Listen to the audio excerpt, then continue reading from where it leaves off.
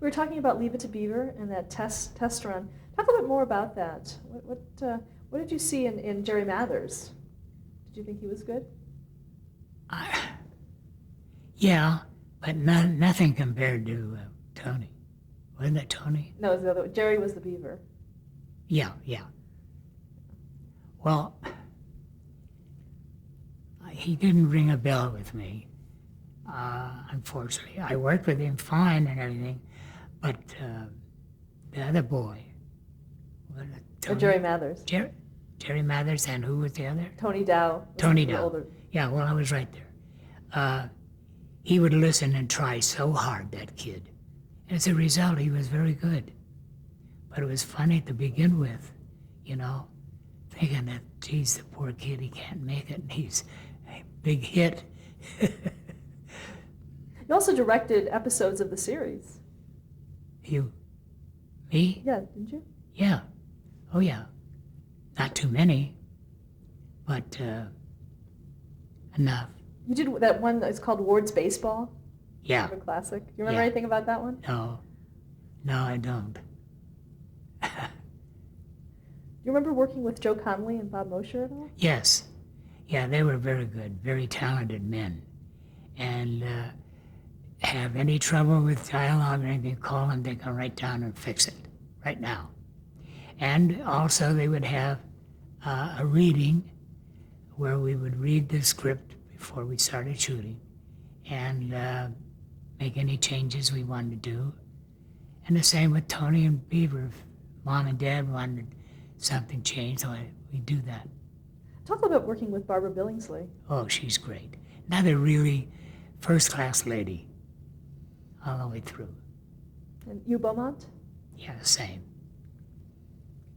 You also worked on the Desilu Playhouse. Well, no, I didn't. What did I have? It's one of the teleplays for the Desilu Playhouse. It doesn't sound familiar? But U.S. Marshal. Well, that was a show. They came to me and I did the pilot for them. And it was a great pilot, and John Romfield was so good. And I came up with, I don't know if you saw it, where we had the rifle in the door. That was my idea. They wanted to know, what are we going to do with the rifle and where are we going to put? I said, we saw off the barrel a little bit so it'll fit. And it there in the door. So when he opened that door, it came out with the rifle. It was right now. And it worked all the way through. And I had a lot of fun with that show. And John was just really a top guy. Top all the way. Let's talk about Rawhide. Well, I think I did 4 of them, but I'm not sure.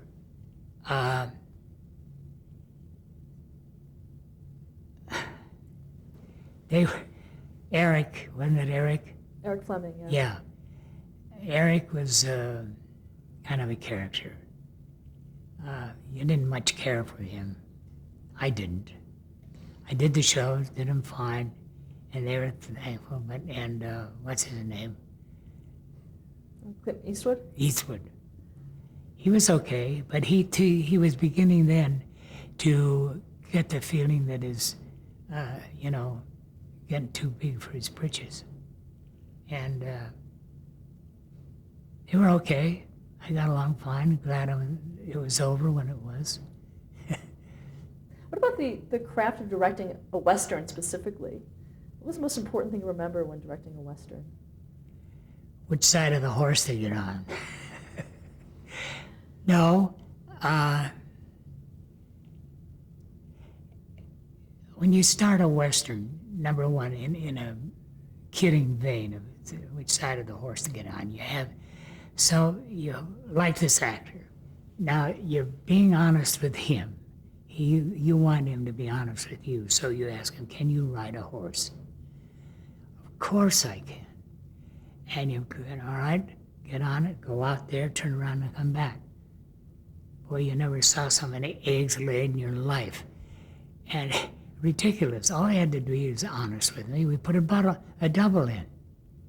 And the And, you know, handling a horse, they sense it right away. And if there isn't something going between the rider and the horse, you got to watch out, because the horse doesn't care, you know, and he's liable to flip you right off.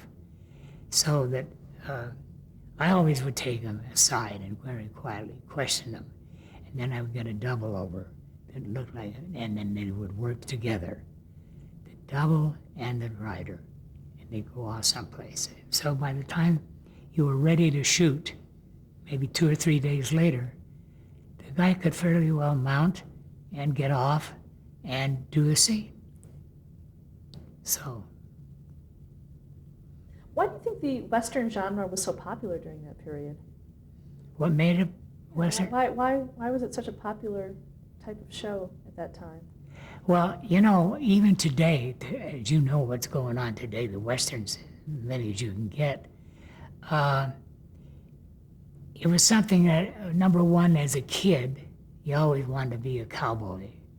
And as you grew older, you know, that still prevailed, hoping that, you know, and a lot of them got into the horse business and buying horses and selling them and riding and everything. And it was just something that those people wanted and liked, and gave them a gutty feeling, you know. I got to tell you a story. It'll take but a minute. When I was getting the Golden Boot Award, why, Ernie Borgnine, I had worked with Ernie before, years.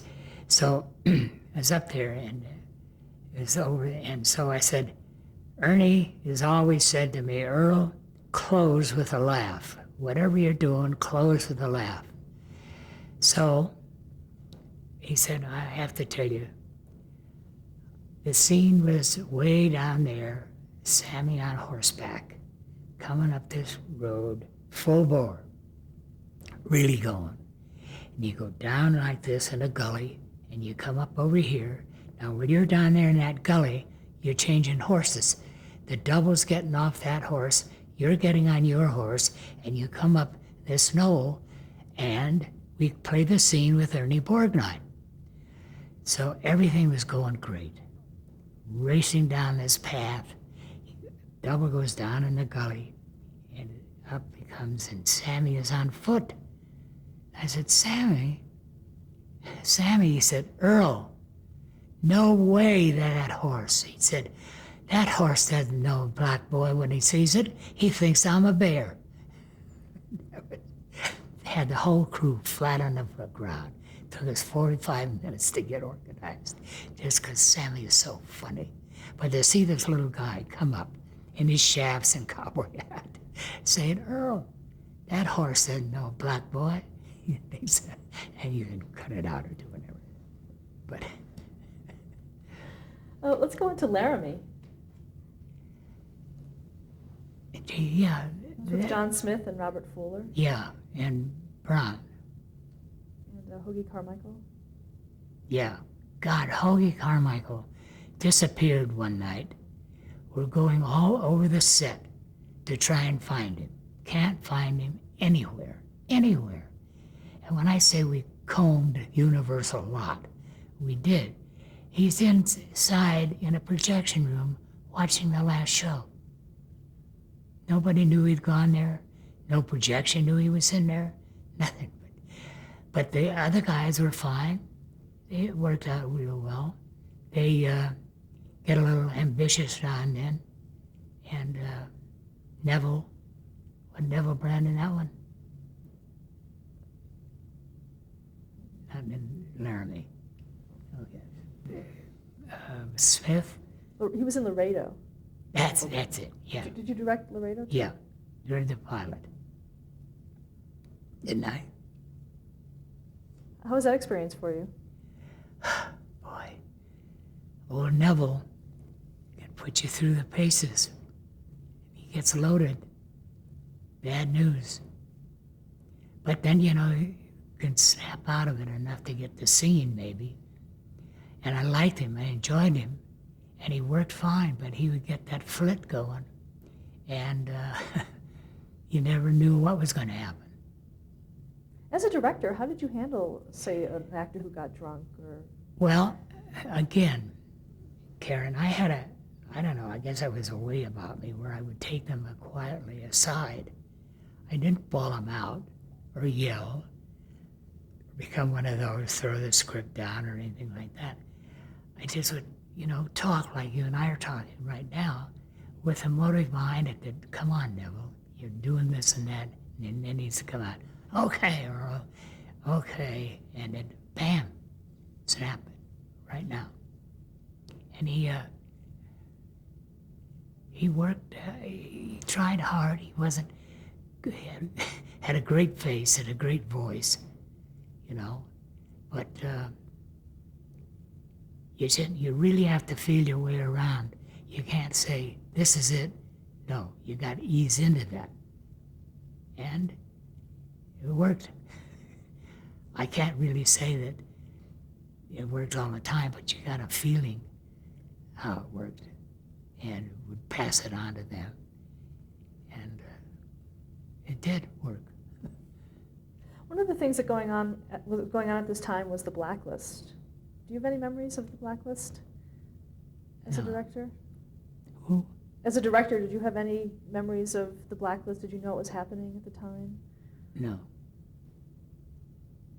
No. What?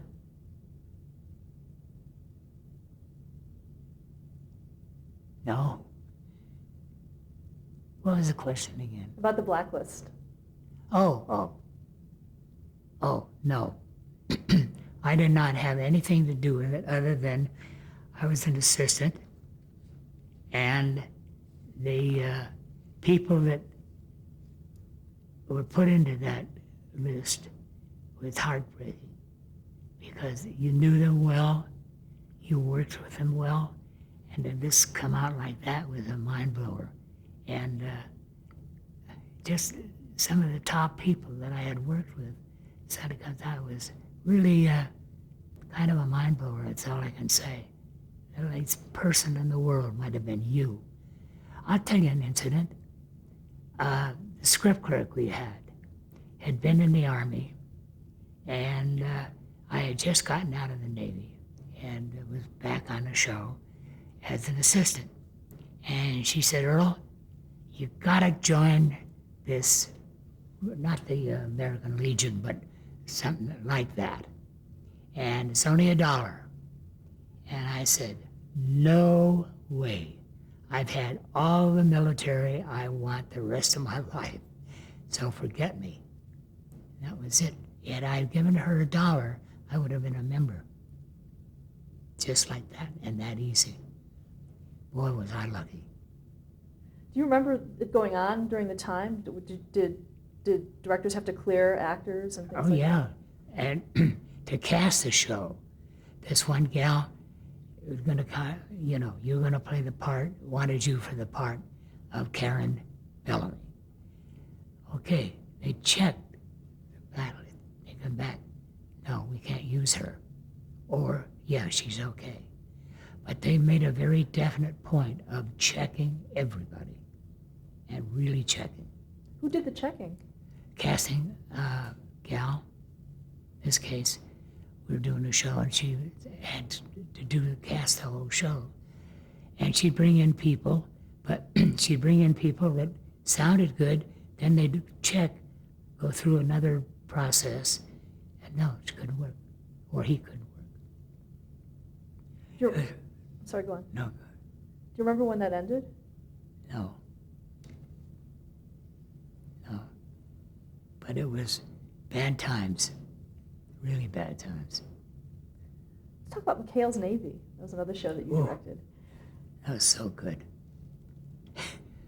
Gotta tell you, the big blonde guy. What, you got a name there? I don't know which one. Is it Billy Sands? No. Carl? Oh, Carl Ballantyne. Yeah. He used to be an entertainer in New York, come on the stage, as a magician. And the gag was, he'd be up in front doing the magic act, and here's the audience down here. And it would be all very successful. Right? The knots would tie and everything, and people would applaud and all. But in the meantime, there's a girl in back of him, nude, and she's undressing as he's doing this, and so she's getting all this applause, and he thinks he's doing great, And here it is, a girl in the back who's stripping or dressing. It's so funny. But he was good. The whole bunch was good. There was a couple of the younger guys that shouldn't be in pictures. Yeah, they got too big for their britches. And as a result, didn't hear from them after that. Did your own stint in the Navy influence anything that you did on the show?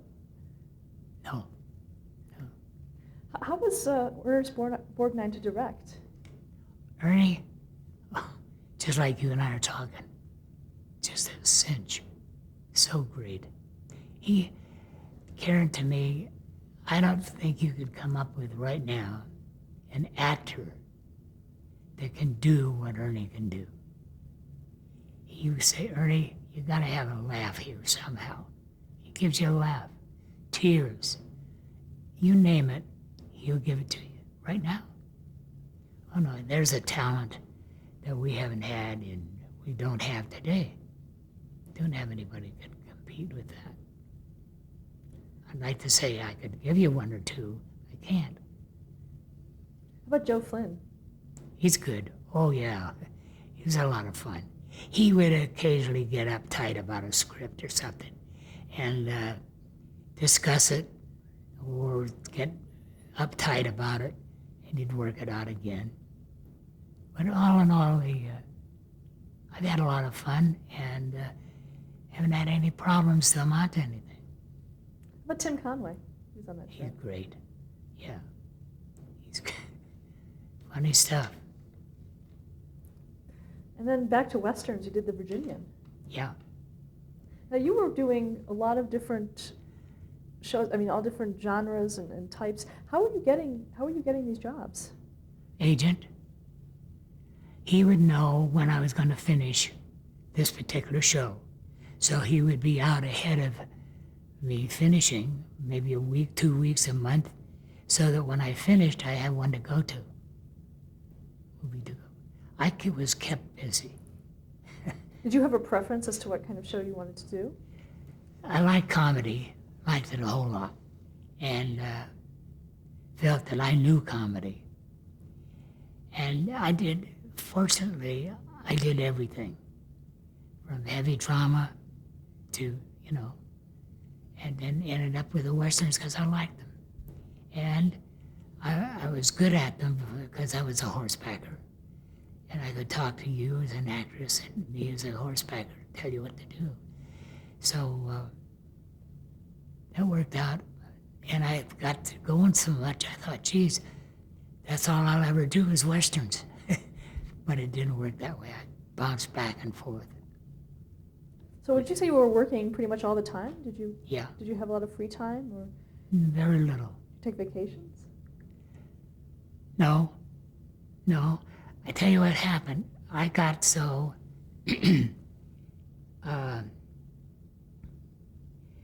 well, you could come on the show and something would go wrong. And they were, Gene Reynolds was going to do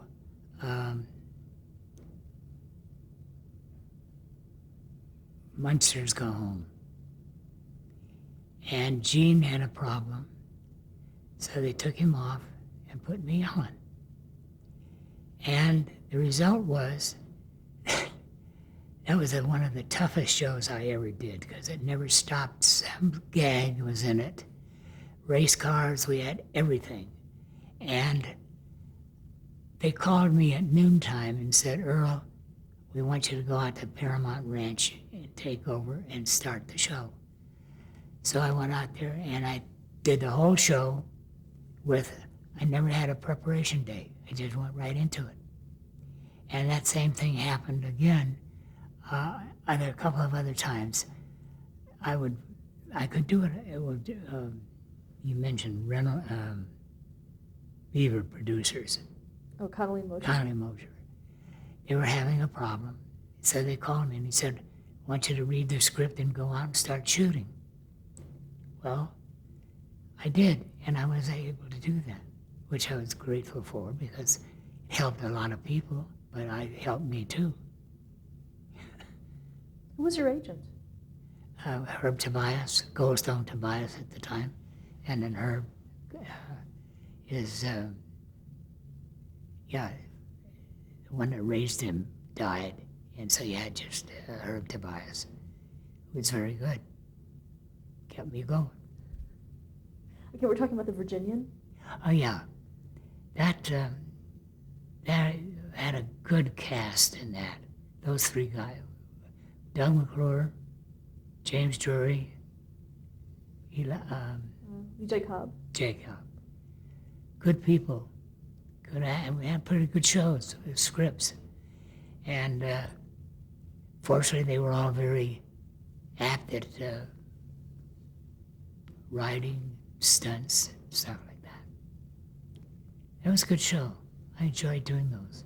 What were the main stunts that were used in the Western genre?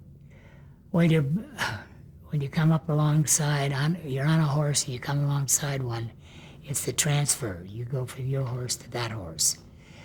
After Yakima Canutt did the thing in the stagecoach where he went down in the horses, now you use it like taking a shower. You know, they all do it now. But that was one of the top stunts in the motion picture ever. And Yakima Canutt did it, you know. Those strained, God, what a stunt man he was. His son is the same way now, Yak. And the other boy, he's not, I don't know what he's doing. But I saw Yak here at a Western affair. And he's still doing the stunts. Great. Did you ever devise any stunts yourself? Yeah. Some with cars. And that's about it. And maybe fighting in bar scenes and all, Westerns, that you can go get a lot of people for nothing. As a director, how do you direct a bar fight? Well, I had a policy when you were a stuntman and you were going to work for me on this particular one. You would come in and I'd say, Karen, this is the script. I want you to read it. When you finish reading it, I want you to come to me and we'll talk about the stunt that's supposed to be in there. So that's the way it would. Usually we're two stuntmen. They would come and show me what they had in mind. And I gave it to them and they would go for it. And I'd say, all right, now you try it. And we had a stunt. And they had walked away with no hurts and very good. And if I wanted to change something, I did, and they understood that too. Did anyone ever get hurt on one of your sets? Yeah. One stagecoach man died on the set. And then I had another one where a stagecoach tipped over. I had a real rough one with Johnny Dayheim. It ended up being called Johnny Day. And they had a stagecoach, they were coming down a hill and had a six-up, had 6 horses. And they came racing down this hill and the one horse went down like that and up just that fast. Came down there. Now the two guys, the driver and Johnny, they were snow white when they got down there. They're stunt guys. And they were looking for where to jump as they were going down this hill. And looking, this horse going down and up immediately. When he got down there, we checked the horse to see how bad he was hurt. A 50-cent piece of skin was taken off the horse, that's all. 50-cent piece. And Johnny and Merle, oh boy, were they glad to get out of that shot. But, they did it, they wrote it down. And you worry about things like that. You worry about it when it's in the script and you got to talk them into it. But I didn't have not any real trouble, no. Did you ever try to get something out of a script because it seemed too dangerous? Yeah. Mod Squad. Well, for two reasons. I read the script. They had a schedule of, I think, 11 days. Or they were talking about that. And I read the script and saw what was involved, motorcycles and all of that. And so I said, I can't do it in the allotted time. Now you can get anybody you want. I'll bow out with no problem. Get whoever you want. Well, Aaron called me and he said, little buddy, what's the problem? I said, I can't do the show in the allotted time. Not with this gag. He said, what happens if we take some of those out? I said, let's see what we take out, and we'll talk. They took out what I wanted out, and we got the show going, and I did the show in the allotted time. And they were, and budget-wise. We're all happy. Yeah. Let's move on to the Andy Griffith Show. Oh, that was a fun show. What a fun show. One of the best ones was the haunted house, and with Don Knotts. And can you imagine Don Knotts coming into a haunted house and see his reactions? Oh, they're priceless. To this day, when Andy Griffith has got, the publicity group and everything for him, when they ever do anything about Andy Griffith's show and all, it always comes up, let's see the haunted house. It's number one. And it was funny script. And the whole thing with Andy and Don just was wonderful. What were some of the challenges as a director of doing that specific episode? Plenty, because you got gimmicks on the wall with the eyes open, all of that stuff. You got what's going on inside the house that made it spooky, everything. You improvise a whole lot. You think back when Halloween was around, and you try taking some of that from Halloween and making it work. And it did. It was a funny show. Really a funny show. How was it to direct the actors in that show? Oh, they loved it just as much as I did. Both, and Don would come up, Earl, what do you think of this? And he'd come up with an idea, and either it worked or it didn't. And Andy was always, he and Don would come up. We got an idea or something, the two of them. It was fun. Really a fun show. Let's stop there to change the tape. Sure.